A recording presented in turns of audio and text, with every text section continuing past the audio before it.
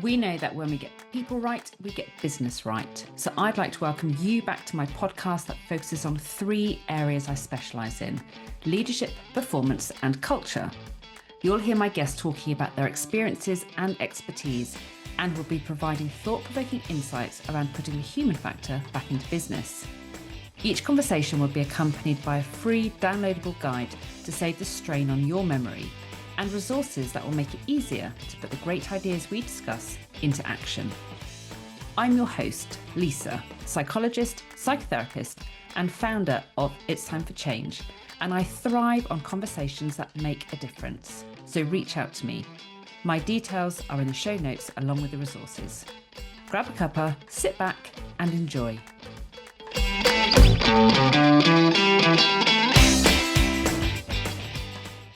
Hello and welcome back. It's just me today, no guest. And that's because over the last few weeks, I found myself repeatedly having the same conversation with different organisations. And so I wanted to share with you some important observations that might help you based on what I've explored with them. On the surface, they've all been talking about very different challenges. One organisation is thinking about leadership development. Another wants to improve collaboration. Someone else is exploring coaching. Another is considering assessment. Others are planning away days or looking at engagement surveys. Different organisations, different challenges. But underneath those conversations, I've noticed the same pattern. We're becoming really good at jumping to solutions before we've properly understood the problem we're trying to solve. One conversation that's coming up more and more often starts with organisations asking about assessments. Sometimes they've already got a particular assessment in mind, and sometimes they're asking me which assessment I'd recommend. And I completely understand why. Assessments can be incredibly valuable. They can help us understand ourselves, understand one another, and start some really important conversations. But I found myself asking a different question. What problem are we actually trying to solve? Because if we don't know the answer to that, how do we know whether an assessment, coaching, leadership development, or anything else is the right place to start? Now, it's nobody's fault. Leaders are busy, organisations are under pressure, I get that. And when something isn't working, it's completely understandable that we want to do something. But I found myself spending more and more time helping organisations slow down. Just enough to untangle assumptions, challenge limiting beliefs, and explore what's really happening beneath the surface before deciding what to do next. And that's led me to a sentence that I seem to be saying more and more often. And that's: the behaviour we notice is rarely the problem. It's usually a clue. Just let that sink in for a moment. The behaviour we notice is rarely the problem. It's usually a clue. Whether I'm coaching an individual leader, working with a team, or supporting an organisation through change, behaviour is rarely where I stop asking questions. It's where I start. Because behaviour always makes sense when we understand the context in which it's happening. And that's led me to another belief that's become the foundation of how I think about leadership, culture, and performance. And that's: performance doesn't live inside individuals. It lives within an ecosystem. When I stepped back recently and reflected on the work I've been doing over the last few years, I realised this isn't a new way of thinking for me. Whether I've been coaching a senior leader, or facilitating a workshop, or supporting a leadership team, or helping an organisation navigate change, it's always about looking beyond the presenting problem. It's about asking questions like: what's really happening here? What's influencing this? What else might explain what we're seeing? We're not just looking at people. I'm trying to understand the whole system around them. Only recently have I found a name that kind of encapsulates that way of thinking, and I've started referring to it as the Better Work Framework. It's not something I've invented because organisations need another framework, far from it. In many ways, it's just something I've uncovered. It's the clearest way I've found to describe how I've been making sense of organizations for years. And so today I wanted to share that way of thinking with you. Because if we can get better at understanding what's really going on before we decide what to do, I genuinely believe we'll make better decisions, choose better interventions, and create better conditions for people to do their best work. So, one of the things I love about working with organisations is that no two are ever quite the same. On the surface, they often describe very similar challenges. Communication isn't working, or managers lack confidence, performance has dipped, people seem disengaged, relationships feel strained. But once we begin exploring what's happening beneath the surface, the picture almost always changes. What looks like a communication problem might actually be a trust problem. What feels like poor performance might actually be unclear priorities. What appears to be resistance to change might simply be exhaustion after years of constant change. The symptoms often look remarkably similar, but the causes rarely are. And that's why I've become increasingly cautious whenever someone tells me what they think they need. Not because they're wrong, usually that's not the case at all, but because they're usually describing the intervention rather than the challenge they're trying to solve. And that's why I don't think an assessment is usually the starting point. It's one source of information, it's not the diagnosis, and it certainly isn't the intervention.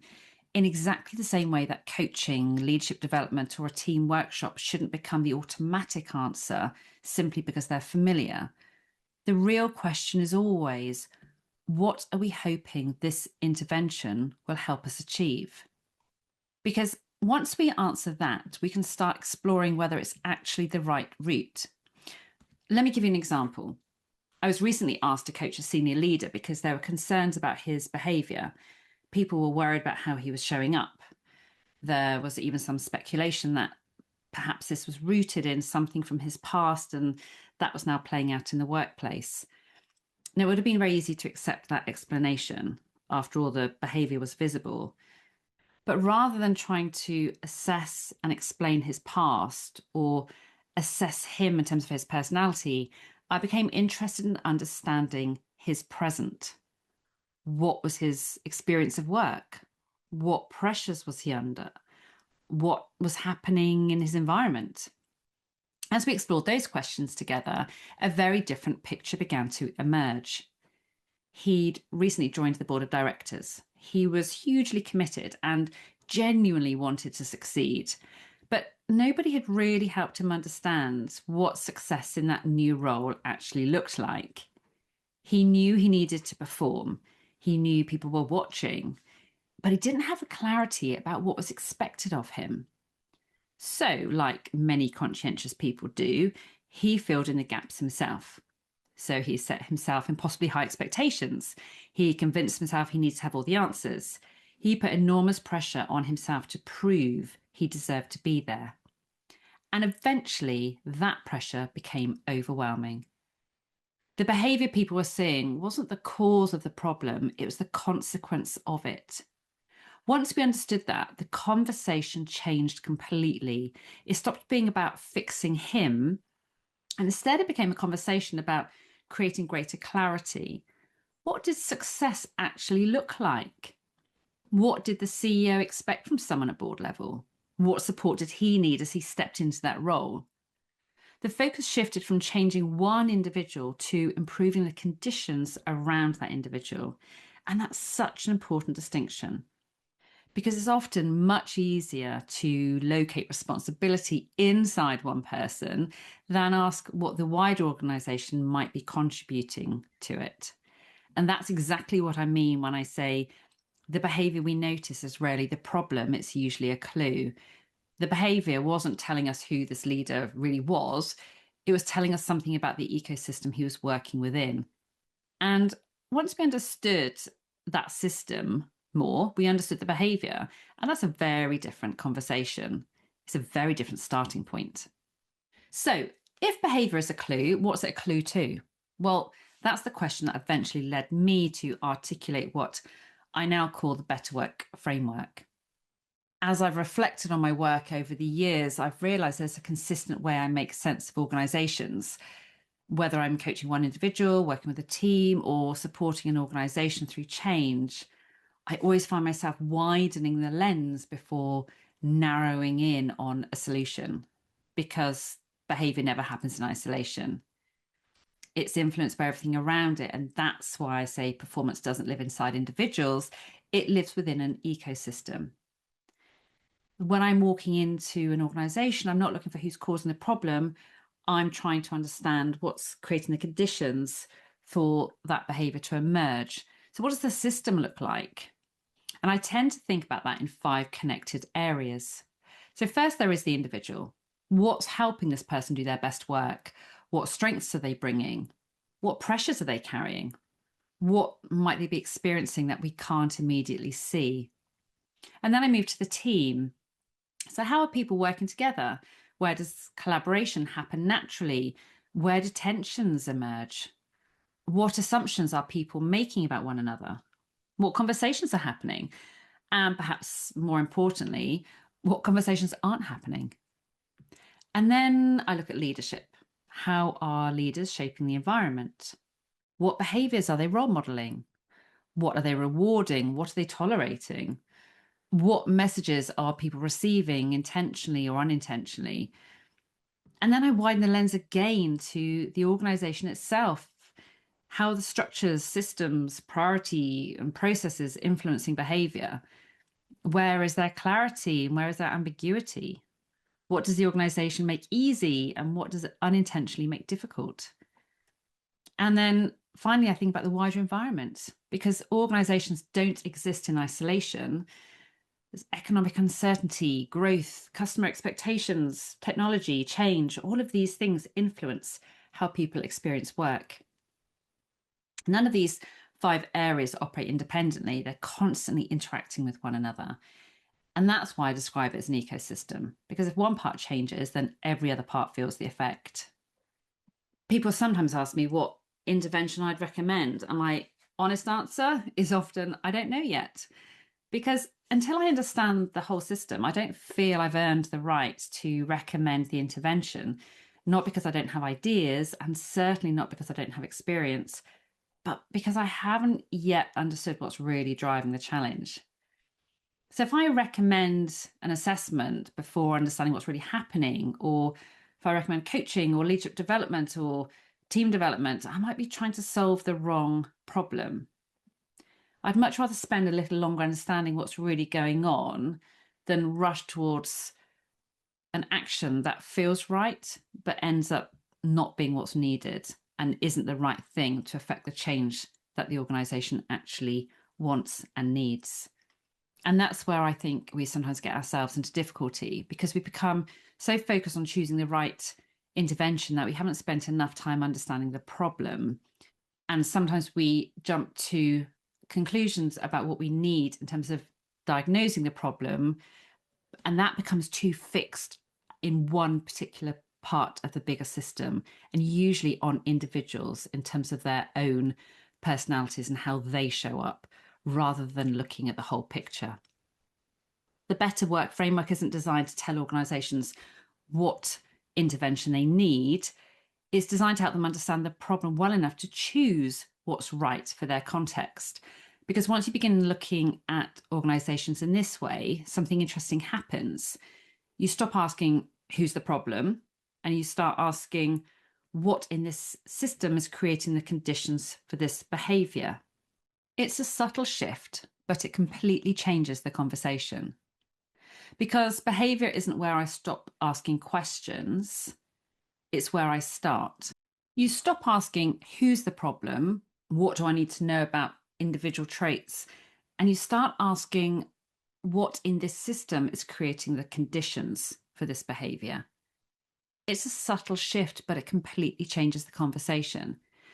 And once we understand that, we can make much better decisions about what needs to happen next. Sometimes the answer is an assessment. Sometimes it's coaching. Sometimes it's leadership development or team development. It could be about changing a process. There isn't one answer because every system is different. Let me give you another example, this time at an organizational level.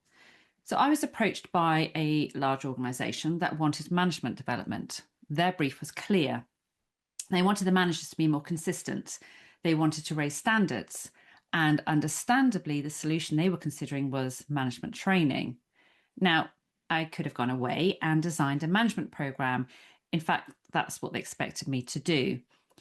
But before I started designing anything, I wanted to understand the wider system. So instead of beginning with the managers, I began asking questions about the senior leadership team. How clear were they about the culture they wanted to create? What behaviours did they expect from one another and their managers? What did good leadership actually look like in their organisation? How consistently were they role modelling those behaviours themselves for their managers to see and to experience? And as we explored those questions together, something became very clear. The managers weren't operating a system with clear behavioural expectations. The senior leadership team themselves hadn't yet reached a shared understanding of the values and behaviours and standards that they wanted to see across the organisation. And so, without realising it, they were asking managers to role model something that hadn't yet been clearly defined. And that changed everything. So instead of beginning with management training, we started somewhere completely different. The senior leadership team recognised that if they wanted consistency across the organisation, it needs to begin with them. And so together we developed a team charter.